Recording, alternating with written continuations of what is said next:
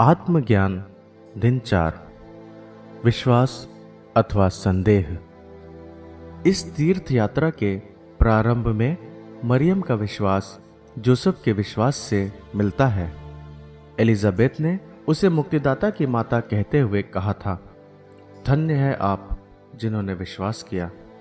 साथ ही एक अर्थ में ये धन्यता जोसेफ की ओर इंगित करती है, क्योंकि जब उनको बतलाया गया था तब उन्होंने निर्णायक क्षणों में ईश्वर की वाणी पर सकारात्मक प्रतिक्रिया दी थी।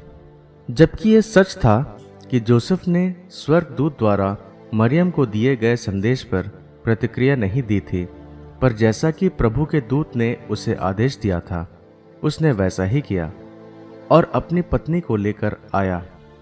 जो उसने किया वह स्पष्ट रूप से विश्वास की आज्ञाकारिता ही थी।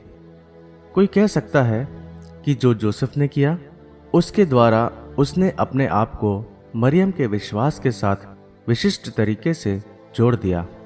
उसने ईश्वर की ओर से उस सच्चाई को स्वीकार किया जो स्वर्गदूत के संदेश के समय मरियम स्वीकार कर चुकी थी। वाटिकन सभा सिखलाती है, विश्वास की अधीनता ईश्वर को दी जानी चाहिए। जब ईश्वर स्वयं को हम पर प्रकट करता है, विश्वास की अधीनता से मनुष्य स्वतंत्रता पूर्वक अपने आप को पूर्ण रूपेण ईश्वर के हवाले करता है। अपने मन मस्तिष्क और इच्छा के साथ ईश्वर को पूर्ण समर्पित करता है। जो अपने आप को प्रकट करता और ईश प्रदत्त प्रकाशनों से सहमत होता है। ये वक्तव्य जोसेफ नाजरी के लिए उपयुक्त है, जो विश्वास के तत्व को पूर्ण रूप से स्पर्श करता है।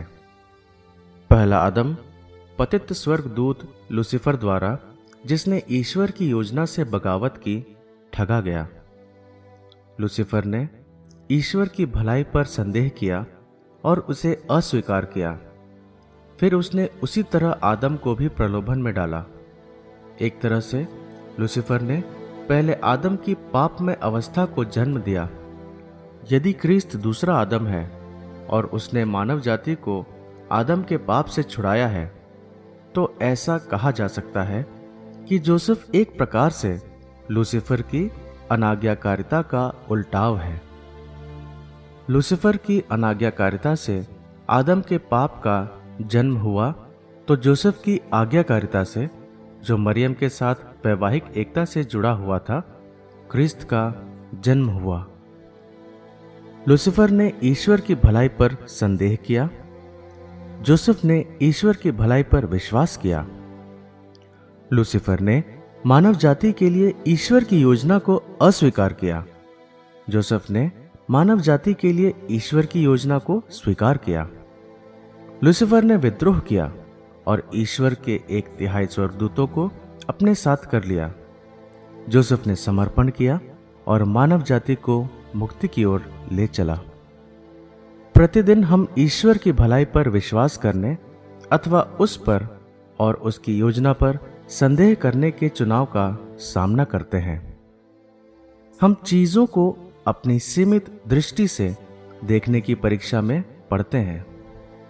हम अपने हृदयों में ईश्वर की राह को जान सकते हैं, पर हम सोचते हैं कि इस बार तो मेरी राह बेहतर होगी। चाहे हम कितनी भी बार गलत हों, हमारा घमंड और अहम भाव बारंबार हमें वापस इस राह पर ले आता है। हम लूसीफर की तरह संदेह कर सकते हैं अथवा जोसेफ की तरह विश्वास कर सकते हैं। परीक्षाएं छोटी अथवा बड़ी बातों में आ सकती है। कोई हमसे गलत चल सकता है और हम उसे क्षमा करने की बजाय उसके लिए मन में नाराजगी रखने की परीक्षा में पड़ सकते हैं। हम अपने दिल की खामोशी में कुछ त्रुटियों के कारण दुखी हो सकते हैं और यह सोचने की परीक्षा में पड़ सकते हैं कि ऐसी त्रुटियों को दिल में रखना उचित है, किसी को इनका पता ना चले। क्षमा करना ईश्वर की राह है। ईश्वर की राह हमारी त्रुटियों को प्रकट करने और अंधकार को प्रकाश में लाने के लिए बुलाती है। हम कौन सी राह चुनते हैं? हम में से कुछ लोग ईश्वर को छोटी बातों में तो चुनते हैं, लेकिन बड़ी बातों में नहीं। हम ड्राइवर को तो क्षमा करते हैं जो हमसे कट जाता है, परंतु हमारे परिवार के सदस्य का क्या जो हमें काट कर बाहर कर देता है। हम अपने जीवन साथी पर तो अपनी कड़वाहट प्रकट कर देते हैं, लेकिन हमारी वासना के बारे में क्या। हम छोटी छोटी चीजों में अपने समय को बर्बाद कर सकते हैं, लेकिन महत्वपूर्ण बातों के बारे में क्या। आपकी दिनचर्या कैसी दिखती है? आपकी दिनचर्या आपकी वरीयता को प्रकट करती है, और आपकी वरीयता आपके विश्वास और जिस पर आपका भरोसा है पर आधारित होती है। संत जोसेफ में हम पूर्ण भरोसे और आज्ञाकारिता का नमूना पाते हैं। उसके सामने ऐसी अनेक परिस्थितियां थी जिनसे वह डर सकता था, पर उसने स्वर्गदूत का संदेश सुना और उस पर भरोसा किया। वह ईश्वर की राह जानता था और वह उस पर चला। हम ईश्वर की राह जानते हैं। हमें उनका अनुसरण करने के लिए संत जोसेफ की सहायता चाहिए।